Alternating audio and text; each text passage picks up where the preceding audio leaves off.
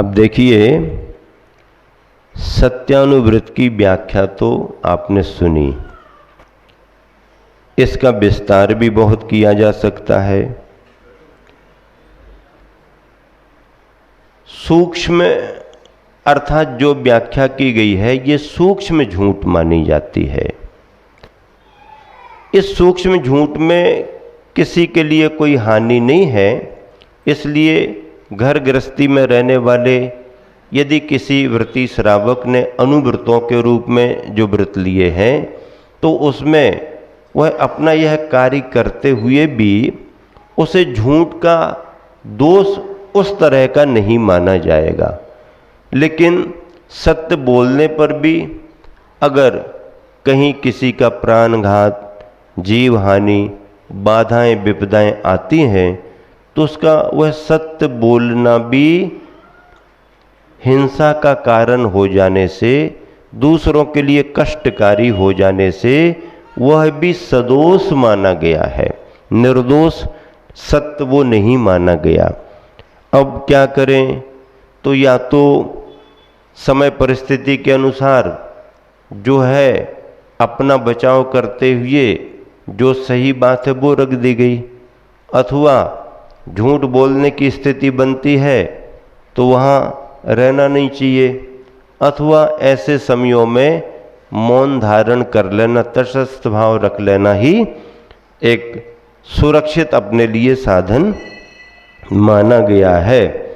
इस तरह से सत्यव्रत के लिए व्रती श्रावक अनुव्रत के रूप में पालन करते हैं।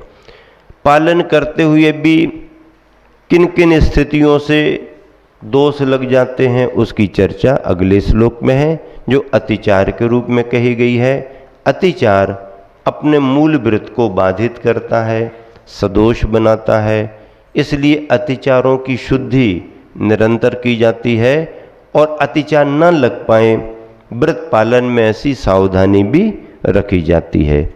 अगला श्लोक है, परिबाद रहो व्याख्या पैशून्यम कूटलेख करणम च न्यासापहारितापि च व्यतिक्रमः पंच सत्यस्य। एक साथ मिलकर, परिबाद रहो व्याख्या पैशून्यम कूटलेखीकरणम च न्यासापहारितापि च व्यतिक्रमः पंच सत्यस्य। अन्वयार्थ, परिबाद, परिवाद का अर्थ होता है मिथ्या उपदेश। मिथ्या उपदेश का मतलब होता है जो आगम ग्रंथों में बात नहीं कही गई, धर्म के ग्रंथों में जो कथन नहीं आया है, अपने मन माफिक अपनी मान्यताओं को पुष्ट करने के लिए या अपने मन के रास्तों को आगे बढ़ाने के लिए जो उपदेश दे दिया जाता है वो उपदेश मिथ्या अर्थात झूठा उपदेश माना जाता है। उपदेश सच्चा कब माना जाएगा? जो आगम ग्रंथों से मेल खाता हो, गुरुओं ने जिसकी पुष्टि की हो, अथवा जिसमें हिंसा आदि पापों का, दोषों का समर्थन ना हो। ऐसे वचन, ऐसा कथन सही और आगमिक माना जाता है। राग द्वेष की पुष्टि करने वाली कोई हम बातें कर दें, नहीं नहीं तुम तो बहुत अच्छा कर रहे, किसने कहा कि तुम ठीक नहीं कर रहे हो, नहीं नहीं ये रास्ता भी है, आदि आदि। अब शराब पीने वाले को अगर भी हम इसको कह देंगे कि शराब पीना ठीक नहीं है तो ये बुरा मान जाएगा, तो फिर क्या?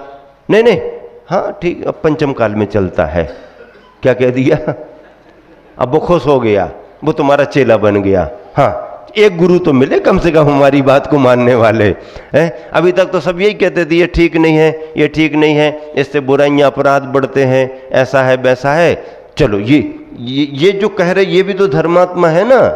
अब इन्होंने किसी तरीके से उसको चेला बनाने के लिए, अपने संख्या बढ़ाने के लिए उसके दोषों की पुष्टि कर दी, ऐसा उपदेश दे दिया कि हाँ इसमें क्या दोष है, तो ये क्या हो गया, ये मिथ्या उपदेश। मिथ्या उपदेश मतलब धर्म के विरुद्ध किया जाने वाला कथन मिथ्या उपदेश माना जाता है। वो पंडित जी थे ना, किसी राजा के दरबार में हमेशा वो न्याय नीति की बातें सुनाते थे, धर्म का कथन करते थे। अब वो किसी समय पंडित जी के लिए किसी काम से दूसरे गांव जाना पड़ा, 2-4 दिन के लिए उनको जाना था, तो उनने अपने नए बेटे उत्तराधिकारी जो तैयार हो रहा था उसको कहा कि 2-4 दिन गद्दी तुम संभाल लेना। ठीक है, संभाल लेंगे। अब इतना तो उसको ज्ञान हो ही गया था, सुनते सुनते गद्दी संभाली। सब राज दरबार से फ्री होकर के राजा साहब ने कहा कि अब बहुत व्यस्तता रही दिन भर, मन अशांत हो गया, चलो भाई अब जो पंडित जी थे वो तो है नहीं, आप ही सुना दो कुछ। उसने अपना खोला खाला ग्रंथ पढ़ाना शुरू कर दिया और उसमें संदर्भ आ गया कि जो कनभर मांस खाता है वो नरक चला जाता है। अब उसने सीधा सीधा पढ़ दिया। अब राजा को अंदर से एकदम बुरा लग गया, बेचैनी सी हो गई। अरे ये कहाँ का पंडित आ गया, नई बात बता दी। जन्म जिंदगी से हम खाते आ रहे और इसका पिता मूल पंडित था, सारी बातें सुना, तो उसने तो कभी कुछ कहा ही नहीं, ये कहाँ से आ गया। राजा बहुत गुस्से में आ गया, चलो निकालो, भगा दो इसको, ऐसा वैसा। दूसरे दिन से उसको बुलाया नहीं। 5-6 दिन बाद जब आए पिताजी, क्यों बेटा क्या स्थिति है? राजा साहब ने तो हमें भगा दिया, कहा तुम कैसा व्याख्यान करते हो, हमने तो सही सही सुनाया। क्या सुनाया? अरे काहे का तू समझता नहीं, चल चल मैं संभालता हूँ बात को। खबर भेजी, राजा साहब ने, हाँ पिताजी आए तो आ सकते हैं। पंडित जी को बुला, बैठे, वही पेज खोला, वही बात रखी, जो कनभर मांस खाता है वो नरक जाता है। अरे पंडित जी आप भी वही बात कहने लगे। अरे आप सुनो तो, राजन आपको भी कुछ पता ही नहीं है ना, रहस्य बहुत होते हैं, व्याख्याएं बहुत होती हैं, क्या बात है, यही तो तुम्हारे बेटे ने सुनाया तो उसको हमने बाहर कर दिया। वो नया था ना, अभी उसको अनुभव नहीं था। शब्द को अलग पढ़ना पड़ता है, उसका अर्थ अलग निकालना पड़ता है, उसका भावार्थ फिर अलग लिखा जाता है। आप सुनो तो राजन, में क्या कर, नहीं नहीं जिस बात को मैं सुनूंगा ही नहीं। कैसी बात कर रहे, आज तक तुमने सुना ही नहीं। अरे सुनो, मैं ये कहना चाह रहा हूं कि ग्रंथ में जो लिखा है वो ठीक है, जो कनभर मांस खाता है वो नरक जाता है, लेकिन इसका भावार्थ ही निकाला जाएगा, जो कनभर खाएगा वो जाएगा, जो मन भर खाएगा वो थोड़ी जाएगा। वो काय को जाएगा, वो तो मन भर खा रहा ना, ये अर्थ। हाँ ये अर्थ है ना, हाँ बहुत बहुत अच्छे बहुत अच्छे। तो पंडित जी भी कई प्रकार के होते हैं, प्रवचन के बैगन भटा अलग बताते हैं और घर में खाने वाले अलग रहते हैं। पंडित जी ने सभा में छुड़वा दिया सबको और घर में बनवाए, और किसी काम से समाज के लोग पहुंच गए, पंडित जी जरा कल दूसरा काम है, देखा तो थाली में बैगन का भरता रखा हुआ है, पंडित जी भोजन कर रहे। अरे पंडित जी ये क्या मामला है, आपने तो सब कुछ छुड़वाया, ये क्यों खाया? अरे तुम लोग नहीं समझते ना, सभा के बैगन अलग होते हैं, शास्त्र वाले बैगन अलग हैं और ये घर वाले बैगन अलग हैं। बैगन में अंतर है ना, आप लोग नहीं समझते। हाँ हम लोग नहीं समझते, चलो जो हम समझाएंगे बाद में। ऐसे अपने स्वार्थों को साधने का जो उपदेश दिया जाता वो मिथ्या उपदेश है, मार्ग विरुद्ध उपदेश है, पापों से बचाने वाला नहीं है, पापों में प्रेरित करने वाला उपदेश, ये मिथ्या उपदेश। रहो व्याख्यान, आपस में किसी की कोई व्यक्तिगत बात हो, पारिवारिक अथवा सामाजिक, उनका अपना व्यक्तिगत मामला है, उनका अपना परिवार है, दोनों जन रहते हैं, दोनों का परिवार है, ऐसी कोई भी बातों को किसी भी तरीके से अपन ने जानकारी ले ली और उनकी रहस्य की बात को फिर दूसरों को बता करके माहौल बनाना, ये रहो व्याख्यान वृत्ति ऐसा नहीं करता, क्योंकि उसके भाव सभी के प्रति सद्भावना के धार्मिक हुआ करते हैं। तो अगर ऐसा कोई करे तो इसको दोष माना गया। पैशून्य, पैशून्य का अर्थ क्या? पैशून्य का अर्थ क्या? चुगली। पैशून्य का अर्थ क्या? चुगली। यहां की वहां बातों को लगाना ये। और कूटलेख करणम, कूटलेख क्रिया। कूटलेख क्रिया का मतलब क्या है कि जाली दस्तावेज तैयार कराना।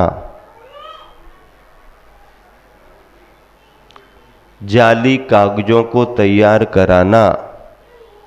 किसका क्या है, कहाँ का कैसा है, जानकारी लेकर के उसको पता ना पड़े और हेरा फेरी करा देना, ये कूटलेख क्रिया मानी जाती है।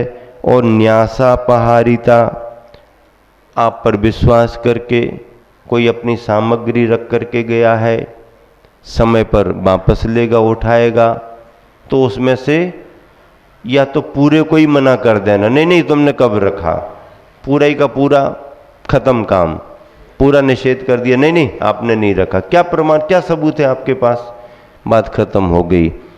अथवा थोड़ा दबा करके इतना ही रखा है ये कह देना। अथवा भूल करके वही कहने लगे, 100 रख करके गया था सेठ जी, जो हम 50 रख करके गए थे ना वो हमारे वापस करो। सेठ जी को पता है 100 रखे थे, नहीं नहीं हाँ ठीक ठीक ले जाओ। तो ऐसा करके ये भी एक न्यासापहार, न्यास रखे गए संबंधी का अपहरण, यहाँ वहाँ कर देना, हेरा फेरी। ये 5 प्रकार के सत्यानुवृत्ति के दोष माने गए।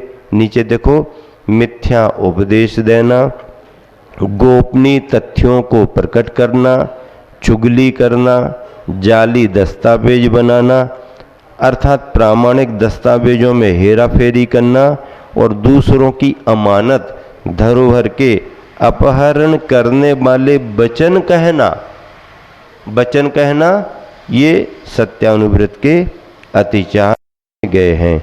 इसका दोहा और पद्यानुवाद भी पढ़ते हैं, देखिए मिलान करें। रहस्य प्रकट परिबाद ओ कूट लेख पैशून्य, रखा द्रव्य देना नहीं, दोष थूल सच जन। 56वां पद्य गुरुवर आचार्य श्री का लिखा हुआ, सबसे नीचे की 4 पंक्तियां, पृष्ठ 106। कभी धरोहर डकार जाना, अहित पंथ को हित कहना, नर नारी के गुप्त प्रणय को प्रकटाना, चुगली करना, ईर्षावश नहीं किए कहे को, किए कहे यों लिख देना, स्थूल सत्यव्रत के ये दूषण, रस इनका न चख लेना। कितने लालित्य तरीके से विस्तार करते हुए गुरुवर ने पद्यानुवाद में मूल श्लोक का भाव प्रकट किया है। देखो, आप सभी निरंतर स्वाध्याय के माध्यम से सभी व्यवस्थाओं को समझ रहे हो।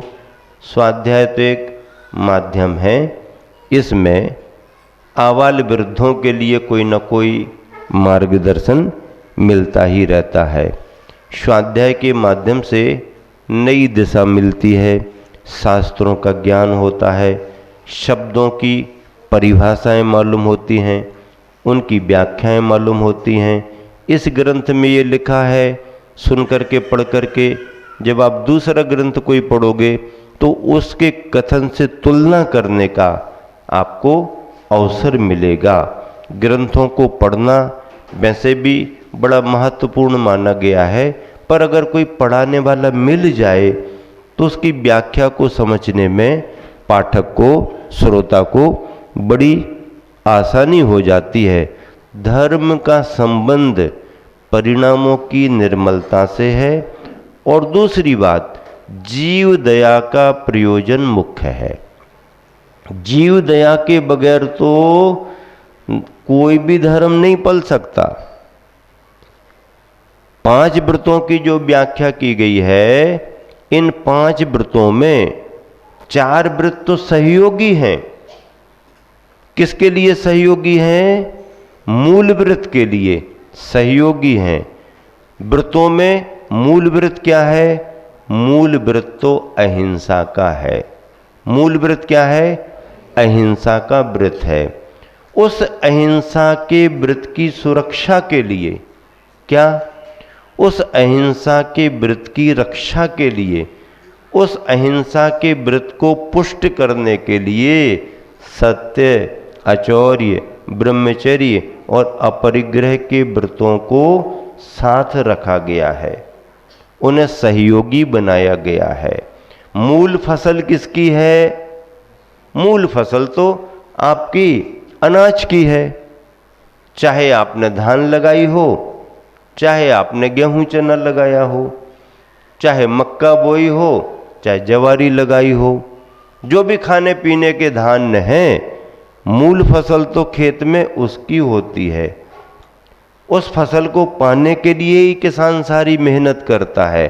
अब खेत में फसल तो लगा दी, पर फसल की सुरक्षा कैसे होगी? फसल की सुरक्षा कैसे होगी? तो खाद पानी से आप उसे पुष्ट करोगे, पौधे बढ़ेंगे, वो बात अंदर की है। लेकिन आपके खेत की बाउंड्रियों से, मेड़ों से कोई ना आ जाए, जानवर आदि आदि, तो उसके लिए आप क्या करते हो? हाँ, बागड़ लगाओ, कांटों वाली, तार फेंसिंग करो। ये बागड़ और तार फेंसिंग क्या है? मूल फसल की सुरक्षा का इंतजाम है। ऐसे ही फसल की तरह मूल में अहिंसा का व्रत है, और उस अहिंसा के व्रत की सुरक्षा के लिए शेष 4 व्रतों का विधान कहा गया है। अहिंसा को मां कहा गया। क्या कहा गया? अहिंसा को मां कहा गया है, और शेष व्रतों को उसकी संतान कहा गया है। कितना बड़ा महत्व है अहिंसा का। इसलिए अहिंसा को धर्म ही नहीं बल्कि परम धर्म कहा गया है। परम धर्म अपने यहाँ इसलिए नारा बना, अहिंसा परमो धर्मा। और इसकी व्याख्या में, व्यवहार में क्या कहा? तुम स्वयं जियो और सबको जीने दो। आप भी जियो।